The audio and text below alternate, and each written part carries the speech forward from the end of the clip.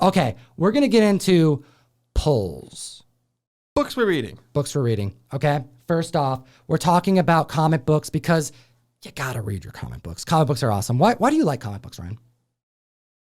Like, what about them? Besides the community, like, just about comics that makes you excited to read them? Because you're a reader. You could be reading That's books. A question we should do on the show sometimes. You're always like, dude, I'm not really like that much into the art. I'm into the story and the narrative. I'm surprised that I like the art so much. Ooh, right? The color work surprised me today because I like the narrative so much. I'm hearing an echo. Is that me? That's you, dude. That's your voice. That's how I sound. No, that's not how you sound. Someone did say they love the sound of my voice. They do. Maybe that's what they meant. There you go. So hit me with why you like comic books. See, I'm just stalling until I can think of an answer. Think of a good answer, damn it. I still can't think of an answer. I think it's like with a comic book in such a short amount of time for me, it can feel so many things. If the writer or the artist or combined like together, if they do it just right, you can literally get 3 pages into something and be like, oh wow, I was sad, I was happy, and now I'm scared. Part of the fun, like I look at comics, I look at movies, I look at TV, I look at novels, to a lesser extent from me, music. It's all art, right? And for a novel, it's like one person's vision. But the beauty of a comic book, most of the time, is you get a couple of people combining to make something that works better. Usually. I mean, sometimes there's like books that some people write and draw all on their own. That's a rare, glorious thing that happens. But mostly, it's a collaboration. And that's part of the fun, is seeing how people's visions can kind of come together into something greater than either one of them would have made on their own. It's poetic, Ryan. Thank you. I love that. Most people would probably say that about music, but I'm dead inside and music doesn't work on me, so. Unless it's funk, baby. Unless it's funk. You gotta get that bass. Ryan loves funk. I do. All right, so we read comics. We encourage the community to read comics. We're gonna get into reading comic stuff right here, right now. We have some Scout goodness. I wanna talk about this ash can. Okay. Which, by the way, look out. We have, I believe, like 50 or... Some of this book we're about to talk about is going into the mail call as well, but not that many of them. Yeah, Scout Comics is awesome. Something that they do, because they're supporters of the show, you can use Comictom101 to get, I believe it's 20% off right now, anything off their site. They actually make ash cans of all their comic books, right? So this is technically like the first appearance of their characters, because they always do the ash can. But before they send out their 900 or their 950 copies to comic book stores and LCSs across the world, because they go to Canada, you know, they're partners with Lunar, major comic book publishing company. They also send us ash cans every single month to just be sent off into the mystery mail call. How cool is that? And it's pretty slim too. Like you were saying, it's 100. I think there's 100 of those, more or less. I haven't looked. Sometimes it's 50. I haven't put them in like yet, 60, so I don't have a number. Yeah. It's like a short box. Yeah. We have a short box that is not all the way full of these things. So a lot of people will not be getting this. So it's lucky if you get one. Awesome, right? You know, and sometimes they spike. I mean, it's, you know, it's not, the intention isn't to be like, yo, this could be worth something. Money. No, it's like, it's a cool book. Like I'm excited for you to check out, get a taste of it. However, some of these ash cans actually do spike because, hey, something got optioned and it's a first appearance. And that's also something Scout keeps in mind. Why not always make an ash can a first appearance, something that's affordable, something cheap, something you may get into down the road, and it has that potential. You never know. Solar Flare, The Mall, all these books that got some love, got some option news. Where are you at? So we have, actually, I'm going to show it to you, a better picture of it. Much better. Yeah. Boom. It's pretty. It's called Talon. Seed of Darkness. Okay, so this book, as far as the ash can goes, what can you describe? Here, take a look at that, Ryan. You know, because it's kind of tough. Because what I thought was nice about this is that the interiors of this book and the ash can, it tells you nothing. It really doesn't tell you anything. And I think it's almost more like a focus on the art specifically. 9 pages. That's right. I just counted. I can count to 9. Okay. Tom really, he just says it. Like there's not a lot of words here. There's maybe like 10 words on each page. 10 words on each page, but the art. It's really an art showcase, personally. This thing looks like it was like literally scenes from a movie. It looks like, yeah, like still shots from some kind of animated movie, a very dark animated movie that I have not seen yet. It's very moody and atmospheric. In the late 13th century, the pandemic known as the Black Death reached its ravenous peak. Many in the Roman Catholic Church believed the Black Death was the work of witchcraft, the malign hand of the devil. Brother and sister Vlad the Impaler that is, and Amelia, head of the royal house of Vorden, formed the Vorden Hunters, a small army dedicated to eradicating all practitioners of magic. The Vorden Hunters soon tracked down the coven of witches thought responsible for the scourge deep in the heart of Romania. But like hope, magic is not so easily snuffed out, and there are those who would preserve it at all costs. So I'm just showing you this, comic fam. I had the pleasure of reading issue 1. I'll tell you, it's worth it. You got to get your hands on this comic book. Visually stunning. The color work is amazing. And the narrative is like, it takes you in present time and the past. And there's some historical fiction involved with magic and fantasy. And this right here, like, I'm not typically really big on fantasy in comics, but this kind of fantasy where it's all in, it gets me. Magic and it's dark, that kind of stuff. It's less about the drama, more about the visuals and the impact and the high stakes. And that's what I'm getting from this comic book. Yeah, I'm here for the historical fiction aspect on it. I'm also curious as to how they decided on these 9 pages to use, because like we've said, it's not the most. I feel like the main point of an ash can is to like hook you, right, to make you want to get the rest of the series.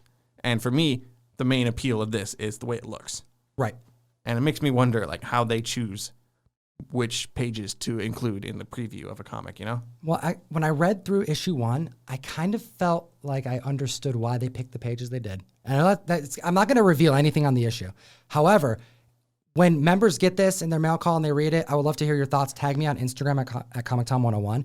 But there's so much story that I couldn't pick a handful of pages and go, this represents it in its entirety. Because you have past and present, and then you have a moment, which this short moment in this ash can, as it unfolds, that brings like such darkness and such a moodiness, and you feel like, oh man, this character is like experiencing something. Somebody's like searching for somebody, and it's really dark, as you can see in the pictures we showed, and it's almost hard to follow, but like it's you're clearly dropped in the middle. Scout Comics, man. I freaking love what you guys are doing over there. And we appreciate your support of our show. Let's take a look at some other comic books that we're reading, and make sure to pick up your copy of, make sure to mention who's the creators of that. I want to make sure I give them some love too. Talent is Caspian Dark. Caspian Dark and Ash J are the creators. The writers are known as the Brothers Harrow. We got Caspian Dark and Jeffrey Vincent, and the art is by Ash J. Also known as Banished Shadow. Correct. Which is pretty interesting. I don't know what that's about, but I'm excited to find out when we actually get our hands on issue number 1. Probably in our scout box, I'm assuming. All right, next book on our list is from Grant Morrison. Hell yeah. Proctor Valley Road. It's fun. Dude, hell yes, man. This is what I'm talking about, comic fam. You're here. Show them the Phantom all out. Fandom. Look at this. We got all the issues here. Behind the microphone. There you go. Dude, I freaking love this comic book, dude. It's so cool. These are the variants, but I've got all 4 of them. We're going to tell you about this comic book right now. We have Grant Morrison. Who else do we got on this? We got Alex Child and Naomi Frankwitz and Tamara Bonvillian. Tamara Bonvillian does the colors in here, and I hope at some point we will mention the colors specifically during our little chat. We're going to, man, because I think that's like one of its strongest. I mean, dude, everything about this comic book is strong. All right, let's take a look at it. We have Proctor Valley Road, which, by the way, optioned as of like this week. Cool. All right. Good to know. Also, isn't it ending soon? It's a 5-issue miniseries. Issue 4 just dropped, so it's approaching the end. All right. So why don't you walk us through what happens in this issue?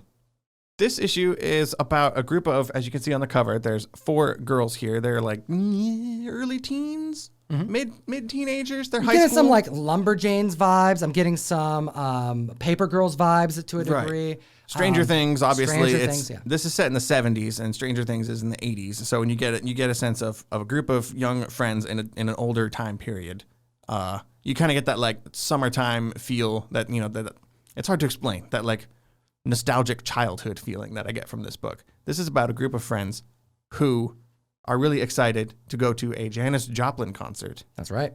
Makes sense. They want to chill out with their homies. That is a sample from Janis Joplin. That's right. You Correct. didn't know that. That's terrible. But they're excited to go to this concert, but they're little kids. They don't really have like disposable income like adults do. So take a look at this. Like, okay, how great is this art, man? Like the color work is just superb. There's so much vibrance. Look at the sky, the blue, and they're just like smoking by a bus. They're trying to figure out how to get money. They're hanging out in a junkyard smoking cigarettes after school, which is, I never did that. I was not that cool. Like I said, I never smoked a cigarette in my life. Exactly. But these kids are actually a group of badasses. Like they're actually really fun to read about because they're just trying to hustle, trying to figure out like, how do we get like $8? We need $8 a piece. We need to all be able to go to this concert. Right. Who's this by? This is Boom. Is it what? It's Boom. Is it Boom Studios? Shout out Boom Studios. Got some freaking damn good comic books. This one right here though, they're trying to figure out how to make this money. It made me think about like when you were little trying to figure out how to get cash. Like I think now when I was like, oh man, in retrospect, let me bring it back here. When I was younger, like man, there were times where I'm like, I need to get the Halo 2 game. Like I need to get Halo 2. Like how do I get Halo 2? And I don't know, I was never a kid that really asked his parents to buy stuff. My parents unfortunately bought all that stuff for me, and I never had to work for stuff, and I'm very lazy, and it shows. Because it's trash. Yes. Oh my gosh, Ryan. I don't know how that applies, but yes. I'm trash. Frank needed to be there. You're trash, Ryan. I should have had a good parent. Like I grew Frank up with Reynolds. an infant in the house, so my parents were always so like worried about a baby. So I just never felt right to be like a little more. My mom was like unemployed at some times. So it's just like, hey, we're always trying to be super conservative. I don't ask my parents for money and stuff. But damn it, I wanted to freaking game or I wanted something, you know? Can't even think about stuff I wanted. Guitar stuff, you know? I was really into music. So one thing I did when I was younger is me and my friend, shout out Trent, my buddy who lived up the road over on Dubuque in Snohomish, Washington. Oh man, Trent is such like a childhood friend name. Like I hear the name Trent and I'm like, oh no. He was like my best friend growing up. That kid's gonna be trouble. Yeah, he's a good guy. Super tall. Not that matters. You know. All right. So me and Trent and I, we were like trying to figure out how to get money, man. We want to go to like a fair, right? The Evergreen State Fair up here in Washington. And we're like, oh, we need to like hustle. We need to make some money. What are we going to do? And like, we like look through like couch cushions, you know? Like, of course. That's like best idea you got. Pick up some quarters and stuff. But we had this idea, like, what if we just go neighbor to neighbor up the street and just like without any tools, without any gloves, just like, hey, can we like work on your yard? Can we like do yard work for you? Sounds a little suspicious. And I remember just being like so nervous walking up there and him going, no, it's fine. I'll do this one. You do the next one. And like we would take turns. It got easier asking as we went. And we got no after no after no. And then one person was like, I swear, this is actually what happened. She's like, I was praying that God would send someone to help me with the yard. And I'm like, dude, I'm like a little kid. And I'm like, kidnapped. hey, I'm here. Let's do this. So we would work on this old lady's yard for like 2 days straight. And I'm talking like days? Dude, yeah, it was in the summer. So we're like, hey, well, we can come back. And she's like, yeah, do another 8-hour day. And like How big was this person's yard? Dude, she had so much gardening that needed to be done. And she's kind of old, so she didn't want to get in there and do it, you know? Letting it slide like I would if I Yeah, okay. And you know what? We were there because of higher power, apparently. So what's up? We're there to help out. So we worked for like 16 hours over the course of a weekend to go to the fair to spend like $30 on a wristband. Story ends where my buddy, after all this work and after us going to the fair, he loses his wallet. And we spend like an hour looking for it in the fair parking lot, and he never got his money. So I worked with this guy, and I'm over here. I'm like, I saved my money. I got my money in my pocket. I'm super happy. I got like, $70 left. And my buddy is just bitter this whole time because he lost his money at the fair. As a child, that's so much money. It's so much money, dude. Right? I'm not letting that out of my sight. Like, I think to this day, man, if I were to bring that up, he'd be like, dude, don't even talk about that. I was so pissed. But anyways, back to the Boom book that we're here to actually talk about. Right. I digress. We have a couple of kids trying to figure it out themselves, okay? And they're trying to come up with some ideas, all right? Ideas to figure out how to like get some cash for this concert. They go to a fair, which you see how I'm bringing this all back together? Say, did you mention that on purpose? Or I did, man, because there was a fair involved with this and You're money. Clever, man. That's good. That's good content right there. Subscribe. There we go. That's why we're here, Comic Fam. Hit the subscribe button. And what happens when they're at the fair? We have one of the brothers of one of the characters starts getting crap for not wanting to go to war because there's a draft. Right. Vietnam is happening in the story of this book. And one of the girls' older brother is getting picked on by these two, like, military bros who were giving him crap for not wanting to go fight in Vietnam. And he's like, I ain't no part of that war. Yep. He doesn't want any part of that nonsense. And they're mean to him. And so our 4 heroes, they end up going on this like haunted house ride with these teenagers, these other guys from their school. And it's lame. It's a pretty lame carnival haunted house. And so they get the idea to drive these boys out into the middle of nowhere to this supposedly haunted road. Which is actually a real road, by the way. It's a real place. I didn't know that until last night when I was looking stuff up for this book to talk about today, but it's real. There's actually someone in the chat that's actually saying, like, I live by this road, and they're so hyped to see that this got a narrative attached to it. I did not know this was real. Yep. Oh yeah, they took these guys out to the road. They're going to charge them money each. They're like, hey, we're going to take you to this road that's haunted, and we can do a better job than this haunted house. We're going to take you to this road, and you're going to get scared. Right. You just got to pay us cash, and we'll scare the pants off you, and you know, we get to go to the concert. They think they're going to make a bunch of money. Like, look at this panel here. They're like, oh, yeah. Look at that grin. She's like, she's scheming. Exactly. I love it. She's such a great character. Yes. So cool. Okay. And again, look at the, it's like our hippie friend over here. This just great color work. The shading. I couldn't get over the shading. I keep bringing that up to you. You have brought that up several times to me today. I love the shading. So here's the thing. They go to the road, and the boys that are there paying money to this new offer. Yeah, they're not actually there to experience the horror. They are thinking something else is going to happen. They're thinking they're paying these girls to go out to the middle of nowhere for something a little more scandalous, which doesn't make much sense to me. Well, they're going. What we don't know is that they're getting drafted, and right. You know, they haven't experienced lovemaking, and they thought these girls were trying to be nice. Sure. I mean, they're out on a fun night at the carnival. They're trying to get up to some shenanigans by the end of the night. Not so much. These girls are like, "What are you guys thinking?" No. They're like, "Wait, you meant you were serious that we were here to like get scared about the road and the horror?" Like, no. We thought we were in for a fun time, a little different kind of time. So, because that doesn't happen. You know, they're a little upset, but it's not, no big deal. Well, the road is haunted. Yeah, there's some creepy, like, beasts that are covered in chains, and some bad stuff happens. These boys don't necessarily make it back.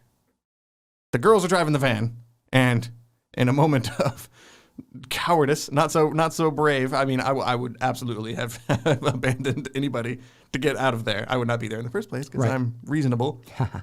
They kind of leave them there, which is unfortunate, but the girls return to town all alone, and that's the end of the first issue. Look at this here. There's this moment I had to showcase to the community that just, like, when you're reading this moment in the comic, is it a trope? Yeah, this happens in movies and stuff, but it's just done so well that it still gave me chills. Like, it still had the effect that I wanted. So they're in the dark because the light goes out. Let go of my hand just a little. How could you be holding your hand, Jenny? She's holding mine. Wait, she has 3 hands? Cora? I'm not holding anyone's hand, Riley. We are. Oh, man. Yeah. I freaking love it. Look at the back of their car. Oh, my gosh. They get back to town and look at the back of their van, and it's covered in bloody handprints. No good. And the twist here, it's not really a twist because we're telling you about the first issue. There's multiple issues out. Go get your hands on this book. Is that the boys that they didn't bring back, they thought they would be fine because they didn't know there was something supernatural going on. Well, those boys are missing now.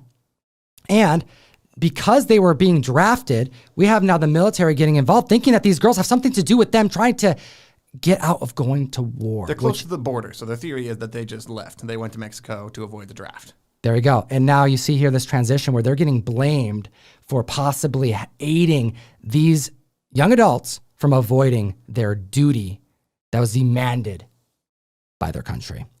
This comic is so stellar. Grant Morrison, you know him from so many things. That's the other thing. Like, Grant Morrison, All-Star Superman, multiversity, which blows my mind every time I reread it. Animal Man, like there's so many, and it's like really doesn't feel like a Grant Morrison story, and that's why I like it so much, man. It's like you just said it in your kind of your prelude to this, that you get certain teams together and you make something special. It's like you have Grant Morrison on this title. Yes, and I think a lot of work must be done by this Alex Child person, this co-writer of his, because this really, it feels way more grounded and less confusing. You don't really get a headache like you do when you read a different Grant Morrison story. It's you don't get a headache like you do. That's so true, though, man. Yeah, it hurts. It's a good hurt, but it hurts when you read a Grant Morrison book. Not this one, though. Spooky. Okay, here we go. Take a look at this. We have Snatched, issue number 1 that we absolutely need to talk about. Speaking of Scout Comics. By our homies at Scout Comics. Chilling with your homies. Like every day. And I freaking love these guys over there. They're making some crazy comic books. Some ones that just like, man, never, like, it's just one of those things, man, with comics that you just never know where you're going to get. You get the right artists, the right writers, and it's like a narrative that's just like out of nowhere. We have a story that is about hair. It really is. That's kind of, it's about hair. You can tell by the cover, I guess. There's some bloody clippers. That's right. We follow the narrative of 3 different, I mean, it's technically, I think it's 3 different narratives in this one issue. And it unfolds by explaining, I believe, something that has some I have to look into this. I don't know. I'm assuming there's some, you got to assume it's historically accurate. This book has no fantasy elements. This is a very real, true crime sort of comic. It doesn't feel like there would be anything overtly made up in it. It's very realistic.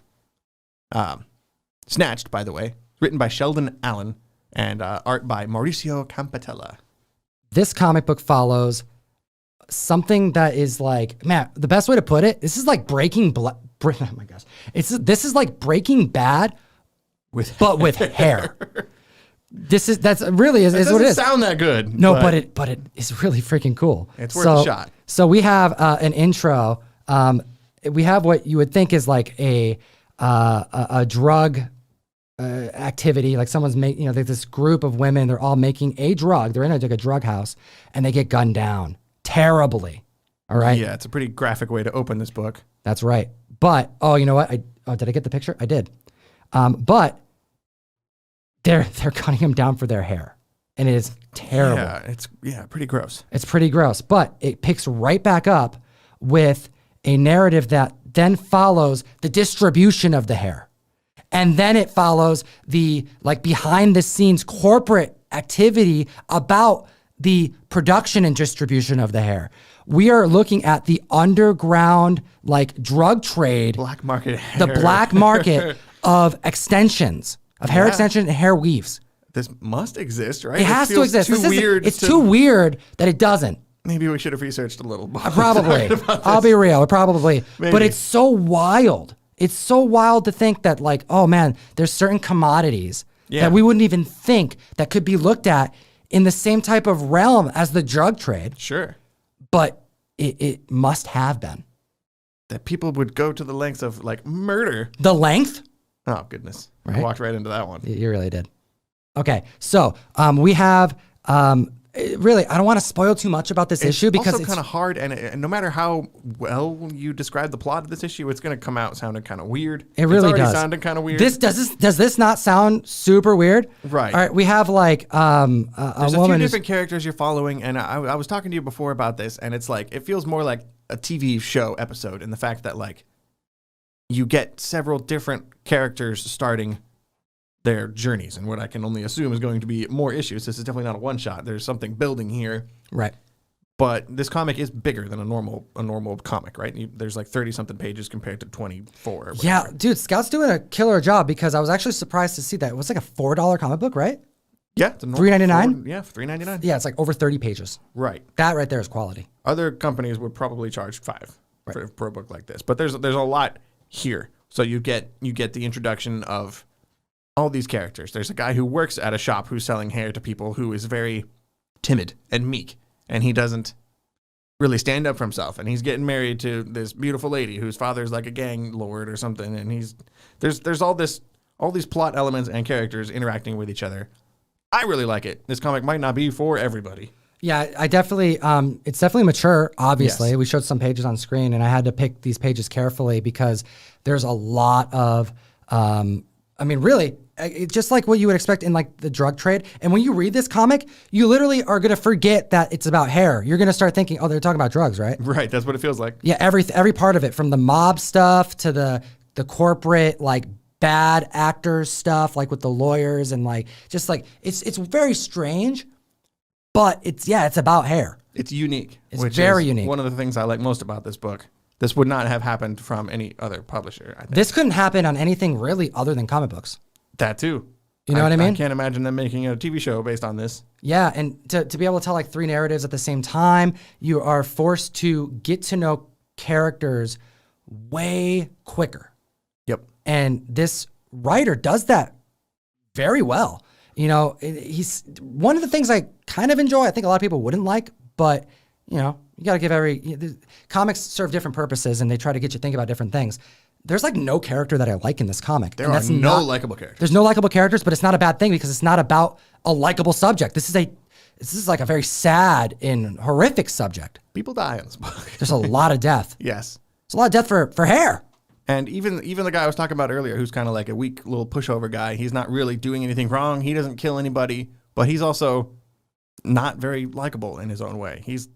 I have no right to say this because I am also weak and a pushover just like this guy. But I'm like, come on, man. Stand up for yourself a little bit. You know, you're getting married to this girl. You got to impress her father a little bit. You got to do something. Sheldon Allen kills it with this. Yeah. And I'm very excited to see what else this writer has up his sleeves. I'll tell you, Snatched, if you're into a mature read, a unique narrative, you get a lot of value in this comic book, and I highly recommend it. All right, next on the list, hot damn comic fam. Hot damn. I've been waiting all freaking week for this, my brother. I've been waiting to talk about this book for so long. I can't even. Nice House on the freaking lake.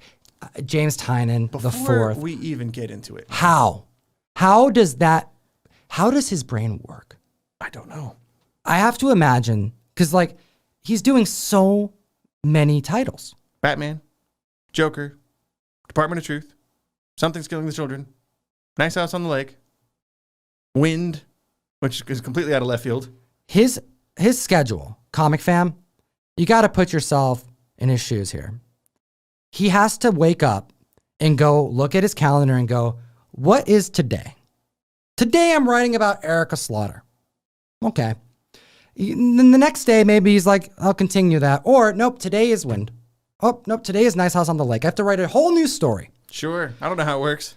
You know, Stephen King, I read that he's like, I don't know, I can't remember where I read this, but it's like he's got, for as many books as he has published, he's got so much unreleased stuff. Oh, yeah. That he just never did anything with. Stories, some possibly even finished or like half finished or a quarter of the way. But ideas that are just like mind bending, you know, kind of moments, you know what I'm saying? Like just epic moments. And James just does that over and over and over and over again. And he's doing it within the confines of time that doesn't even make sense in my head. I can't even compute it. Like, when does he have time to do anything in his life? And then how does his brain work in a way where it's so creative that he does stuff like this? The Nice House on the Lake, I think, is my favorite comic book I've read maybe in more than 2 years. And the other comic that I would say would rival that in the last 2 years is another James Tynion book. Which book? Mimetic. Oh, okay. So you're going like even older comics that you've read in the last 2 years. Oh, I'm just being like in general, like where I'm just... Any comic you read from any time period, you're going that far. I'm going that far, comic. If I'm hitting the mics, I'm so damn enthused by this comic book. For the record, I agree with you. I would, yeah, like I fan. worry almost about over. Well, we're not going to tell him. This book? We're not going to tell him. We cannot explain We're not going to tell the him, plot damn it. of this book. What we're going to tell you is what you need to know so you can go get this damn book. Do us a favor, comic fam. Keep spoilers out, as all of these members in the chat are saying it's so damn good. Go get your raw copy. Get your cover B. Pick up the incentives. Go get them signed. Get them slabbed. Optioned or not, you're going to want to own this because this is a moment in comic history. This is a freaking fantastic comic book. There are some people like me who might be inclined to you notice that this is one of 12. This is a 12-issue series and then it's done. you might be inclined to wait for the trade paperback and No. read this collected. I would strongly No. suggest not doing that because this issue has a very major twist about halfway through that would make you want to roll a blunt, as one of our viewer comments suggested. So funny. So true. Yes, that is not an inaccurate statement. Ryan, you told me, you're like, I wonder, should I just find the text message? You can. I'm going to find the message on the phone. This is how it goes, man. Comic Karma, when you're chilling with your homies.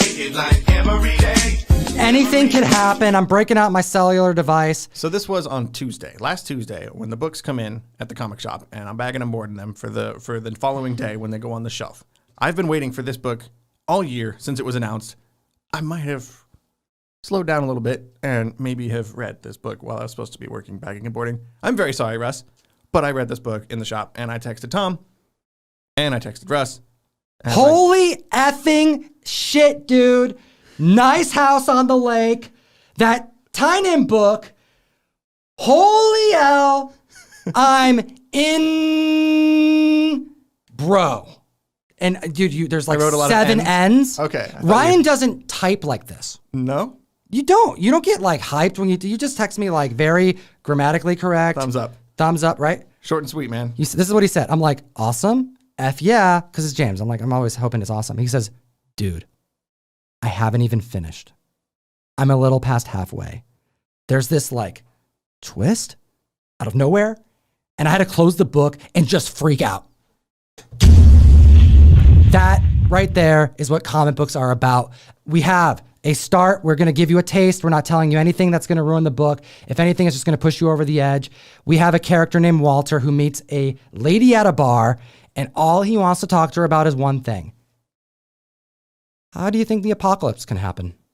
Not the worst pickup line. It's a little weird. It's a little weird, but what's weirder is that like they become friends, right? Sure. I mean, she's hanging out with a bunch of her friends, and this is just one guy at a group of people that she's hanging out with, right? So, I mean, it's not one-on-one. It's a conversation starter if I didn't ever hear one. I guess. But the problem, I don't know if problem's the right word. They keep this conversation going for like the duration of their friendship, right? Like via text. Right. They text in every now and then, and he's like, so what do you think? Any more apocalypse ideas or whatever? And, they just banter back and forth. So, that's not good because like, it's a little weird. It's a little weird, right? Can you imagine like you meet someone new and they have like, and sometimes you do that, right? You're like, hey, tell me about something weird. And then you're talking about this weird thing. Normally you move on to other topics. But this guy doesn't do that. No. And then when they kind of befriend each other, and she's kind of quirky, she's kind of down to like, just chat about nothing, right? And that's what she thinks she's doing, right? Well, she gets an invite to go to the nice house on the lake.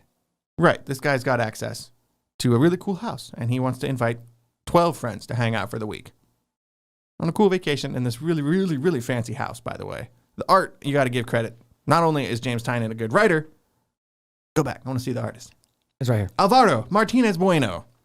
You got to look at this house and imagine they've actually mentioned in interviews how the artist here spent so much time like designing the house. I mean, the book is called Nice House on the Lake. So like it's about the house. I have to know, man. I got to see sketches. I want to know. Blueprints, I'm sure. I know you got to imagine it. Dude. He's got like he's like basically a contractor at this point. He's mapping this place out because of how gorgeous it is, and probably you feel it, right? And I remember there was a time a few months ago I was doing the mail call and I was asking you for a cool movie to watch, and you told me to watch this movie, The Invitation. Yes, right. On Netflix. Yes, that's exactly what that's. Okay, so no reveals. Sure. But watch The Invitation because Please watch that movie on Netflix. Because you have no idea what to expect. And as it unfolds, you feel so many different ways, and it's so horrific, and it's so dreadful, and then all of a sudden you get hit with this plot twist, and this plot twist, and next thing you know, you're watching a different type of movie altogether. And that movie was like a cult movie, like randomly got turned into a cult movie. We're not telling you anything about this book. I'm not even going to spoil it and tell you that it's not a cult. Maybe it is a cult. Go read it. Please read this comic. I specifically go out of my way to not like be hyperbolic about a whole lot of books or like really push stuff. But I think more than any other comic I've ever talked about on this channel, like this gets a solid recommendation, and you need to be reading this comic. I think like I have other pictures. We can keep going. I don't want to talk about it. I don't want to too much. This is like one of the first times. There's been times where I'm like, I don't want to spoil something. I want to keep it kind of fresh for the comic fam. No, this one right here will not be talked about anymore. We will talk to you. If you've thought about reading it and you somehow have not had it spoiled for you, then you need to make sure you read it before it gets accidentally spoiled. That's a very, very good way to put it.